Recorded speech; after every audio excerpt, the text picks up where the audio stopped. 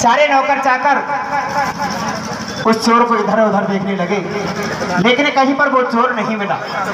आखिरकार उसी गांव के समीप एक वृक्ष के नीचे ऋषि तपस्या कर रहा था। सारे नौकर चाकर उस ऋषि के पास में पहुंच गए और ऋषि को चारों तरफ से घेर लिया और विचार करने लगे कि हो सकता है शायद ये बाबा जी दिन में महात्मा बनने का ढोंग करता है और रात को चोरी करता है। सजनों, इस तरह का विचार करके सारे नौकर चाकरों ने उस ऋषि को रस्सी से बांध लिया और रस्सी से बांधकर राजा के दरबार में राजा के सामने पेश कर दिया। राजा साहब, ये लो आपका चोर। सज्जनों, जैसे ही राजा के सामने उस चोर को खड़ा किया, राजा ने अपनी ब्यान से चमचमाती हुई तलवार को निकाला।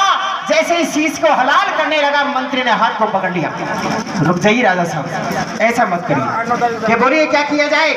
कैसा करो, एक लंबा सेल मंगवा लो और शेर को चौराहे पर गड़वा दो, ऊपर ऋषि को बिठा दो और ये शेर धीरे धीरे ऋषि के शरीर होकर आर पार निकल जाएगा और ये खत्म हो जाएगा, इसको चोरी की सजा मिल जाएगी। सज्जनों, राजा का ऑर्डर था, ऐसा ही हुआ।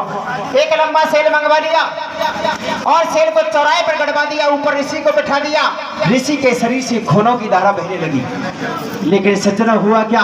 उसी मार्ग से वो सतवंती कोड़ीपति को पीठ पर बिठाकर उसी मार्ग से निकल रही थी, तो कोड़ी का पैर ऋषि के सिर से टच हो गया, छू गया। एकदम वो ऋषि चीखने चिल्लाने लगा, क्यों दुष्टा, तू अंधेरी रात्रि में कहां से आ गई? जा, मैं तुझे साथ देता हूँ, सूर्य उदय होते ही तेरा पति भस्म हो जाएगा। सज्जनों, वो सत्यवंती ऋषि के चरणों में गिर पड़ी।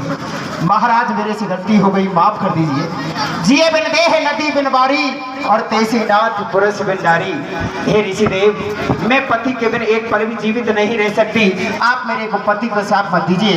तो देखिए सज्जनों, किस तरह वो सत्यवंती ऋषि के चरणों में हाथ जोड़कर प्रार्थना करती है और किस तरह उस ऋषि का श्राप सच होता है। आइए सुने।